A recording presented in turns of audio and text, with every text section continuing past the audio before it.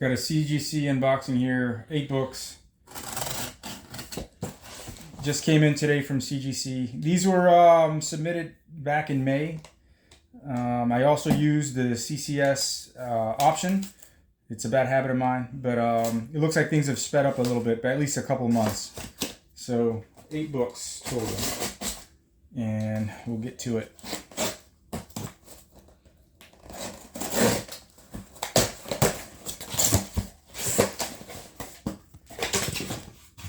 Okay.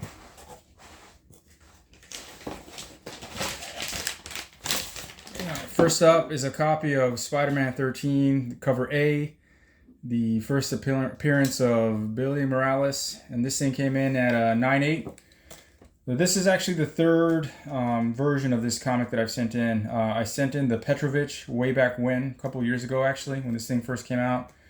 And I sent in the Raza variant. That came back earlier this year. But I've since sold the Petrovich edition. And this will be sold eventually. Prices, again, like all other comics, have plummeted. But, yep. So, 198 in.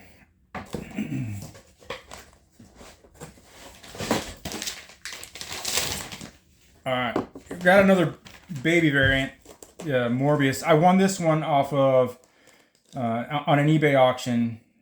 Simply had to have it. I don't know what's going on with me, but this one was in super high grade, and it came in the 9.8. This is a PC book all the way for the time being.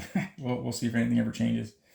But as this is typical with other Scotty Young books. I think I mentioned it before, but his art 9 times out of 10 goes from left to right.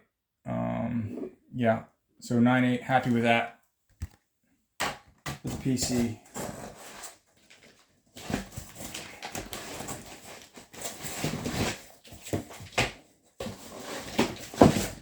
Okay. Got a copy of Ghost Rider #1 from the current series. Again, Scotty Young. I pre-ordered this one. I've gotten into the habit of pre-ordering Scotty Young's, sometimes sight unseen for the art. But once again, just like the Morbius, he goes from left to right. So this one came in at a 9.8. Now, when these first came out, sellers first to market, these were selling for 130 plus. So prices dipped significantly, and I actually bought another CGC 9.8 because they had dipped so much. And there's always that coin toss with these all black covers. So I said, you know what? I'll spend $50 on a 9.8, and this one came in. So one of the two will eventually get just sold off. I don't need two. I just need one. But yeah, super happy it did come in at a 9.8. And again, one of my 2 copies will be for the permanent collection.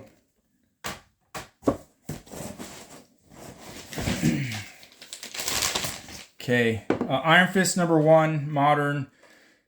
So Lin Lee becomes the Iron Fist, or takes up the mantle in this comic.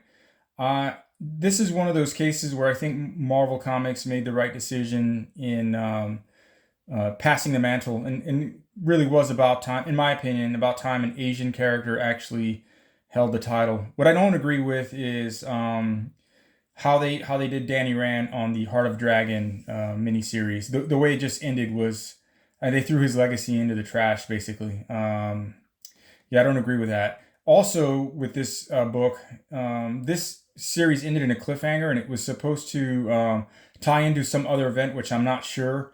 So that was frustrating. I got to figure out which series that was for whatever event, and I don't even know what the conclusion was for this mini, but yeah, I'll find that comic and finish reading that off. But this came in the 9.8. I have a few other copies.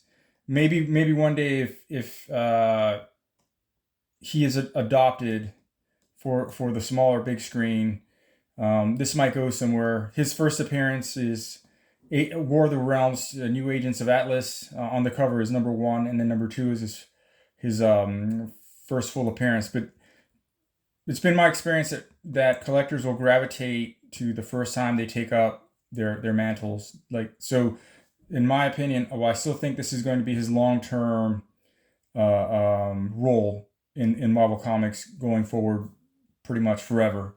So this I think will be a key somewhere down the road. Anyway, this copy itself is for the permanent collection.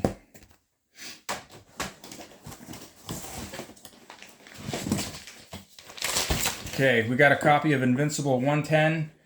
I bought this comic book the week it came out, back in 2014, when I first started getting into speculation. This was all the buzz because of the controversial scene that happens in here at the end of the book. And I found it in a back issue bin for cover price, $2.99. That comic book shop, they didn't follow speculation at all. I think it was still a relatively new concept. More or less, hey, clear out what came in. So I've gotten this, had it since it came out. All the moves I've made just in a back issue, one of my back issue boxes. And, if the events in this comic are ever adopted into the TV show, this thing will go through the roof. It had seen some, it at one point, I believe it was going for about 300 average, and it's dipped probably about 50%. I'd have to recheck in value. But again, if they adopt this scene or this sequence of events into the show, this will go through the roof. And it came in at a 9.8, so super happy. I'll be moving this book when the time is right. Probably the only Invincible book I've ever bought. Just never had the opportunity to get into that series. Okay. All right. Another copy. My third copy of Marvel Boy having been submitted. Once again, found in the €1 bins. So I have a total of 3 copies now. But this is coming in at a 9.8. Once again, these have dropped significantly. These were going for 300 plus some time ago, and now they're going for less than half of that. Really, really cheap buy-in. I'll hold on to it. Again, if something happens during the Guardians of the Galaxy movie or somewhere down the line for MCU movies or shows, he might be a player. So, spec book all the way. All right. Next up, Patsy Walker, aka Hellcat number 11, the Knock edition. So shout out to the Drunken Chat and Ultra Maximus. He was talking about this book on one of his spec matrices, and the Drunken Sharks are all over the place. And I happened to look up the listings as he was going through, and I picked up 2 copies actually that were pretty much in flawless condition. I wouldn't have picked this up or even thought about this whatsoever, but this book had seen some heat, going for over 400, I believe, 390, $400 at one point, and it's dipped. Not too many available for sale right now on eBay, but this thing only got the 9.6, and I don't know why. This thing is in absolute perfect condition. Even looking at it now, first time out of the box, it's literally flawless. Once again, zero graders notes from CGC, which is pretty irritating. This thing has sharp corners, is flat, no spine stress whatsoever. Great book. I got a decision to make. I have the other copy, which I plan sending in. We'll see what happens, but I mean, this is a spec book, but 9.6s in moderns, they go for a fraction of 9.8s for some reason. But this is a perfect book. I might just move it and be done with it. I'm not tied to it, even though I'm a big Ghost Rider fan.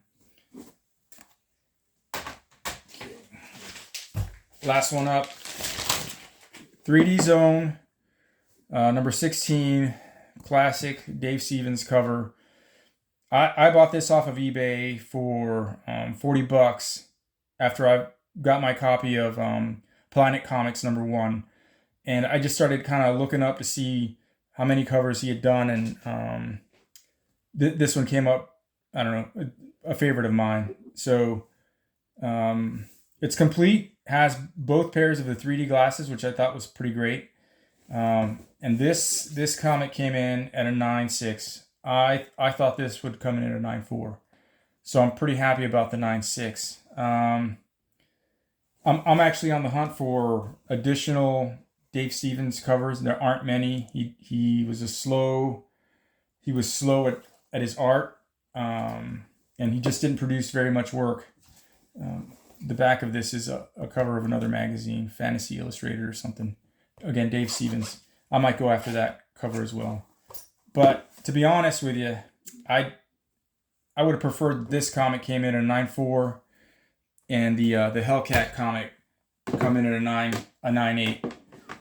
I'd make that trade off every day, simply because this Space Vixens is a PC book. It'll never leave my collection, and I'm actually pretty happy with 9.4s for late Copper Age books. Yeah, anything before 1990 and a 9.4, I'm fine with. But in terms of selling potential and making more money, this would be a lot better off for me if it were a 9.8. Anyway, still happy about this. 6 9.8s, 2 9.6s, kind of hard to beat. That's all I got. Later.